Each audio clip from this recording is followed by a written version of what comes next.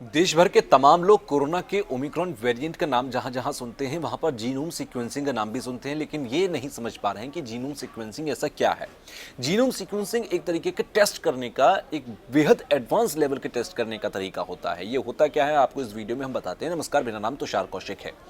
Genome sequencing का आप पहले बहुत सिंप्लीफाइड अर्थ समझिए। जीनोम यानी कि हमारे शरीर के अंदर जो कोशिकाएं हैं उनके अंदर भी जीन्स होते हैं, जो आपने कई बार शब्द सुने होंगे, जेनेटिक आपने वर्ड सुना होगा, तो वो जीन से रिलेटेड होता है। और उसकी सीक्वेंसिंग यानी कि उसको सीक्वेंस करके ये देखा जाता है कि आप में परिवर्तन किस तरह से आया है। यानी कि आपकी जिंदगी, मान लीजिए कहा जाता है कि जो अर्ली मेंस थे, यानी कि शुरुआत में जो आदि पुरुष थे, वो झुके हुए कमर की तरह थे, यानी कि बंदरों की तरह थे। उसके बाद हम उनके उसमें बदलाव आता गया, क्रमिक परिवर्तन के चलते हम आज इस तरीके के रूप में हैं।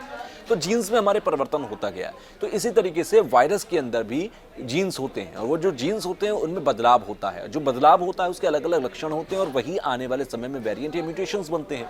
तो ऐसे में जीनोम सीक्वेंसिंग उसको समझाने और समझने का एक तरीका होता है। अब देखिए, जीनोम सीक्वेंसिंग क्या है, इसका टेस्ट कैसे होता है। ILBS दिल्ली में जो एक लैब है जो कि जीनोम सीक्वेंसिंग करती है, वो किस तरीके से करती है, उनसे जब हमारी बात हुई तो उन्होंने हमें समझाया।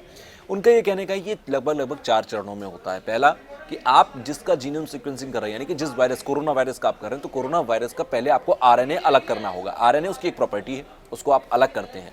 RNA अलग करने के बाद आप क्या करते हैं कि उसको एक कार्ट्रिज पर आप रख लेते हैं। कार्ट्रिज पर रखते हैं, ये लगभग एक जो सीक्वेंसिंग मशीन होती है उसके अंदर 384 सैंपल्स रखे जाते हैं। तो आप उसके जो जीनोम से जीन्स हैं, उसके RNA जो है, उनके RNA अलग करते हैं। वो RNA अलग करके अलग अलग कार्ट्रिज बना लेते हैं।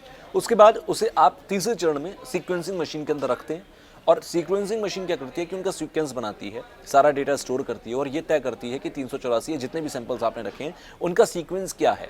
उसके बाद चौथे चरण में उसका एनालिसिस किया जाता है, जो कि डेटा एक्सपर्ट्स के जरिए किया जाता है डेटा। और उसके बाद वो ये समझने की कोशिश करते हैं कि ये जो सीक्वेंस है, क्या ये सीक्वेंस में कोई परिवर्तन आया, पिछले बार जो सीक्वेंस था या इस बार जो सीक्वेंस है उनमें कोई परिवर्तन है सीक्वेंस में, या फिर कहीं पर कोई बदलाव हो रहा है। अगर बदलाव हो रहा है तो ये मान लिया जाता है कि ये नया वेरिएंट, नया म्यूटेशन हो सकता है। उसके बाद क्या करते हैं कि ये जो डेटा होता है इसे स्टेट पोर्टल और फिर नेशनल पोर्टल पर डाल दिया जाता है। कई सारे ग्लोबल एनालिसिस जो विंग्स हैं, वो साइंटिस्ट जहां पर हैं, उन सबको वो डेटा शेयर किया जाता है।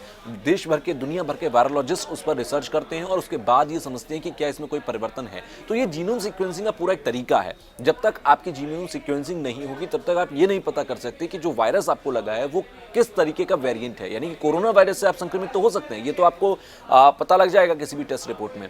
लेकिन आपको अगर ये पता करना हो कि आपको कौन सा वेरिएंट इफेक्ट कर रहा है, तो ये पता करने के लिए आपको जीनोम सीक्वेंसिंग करवानी होती है।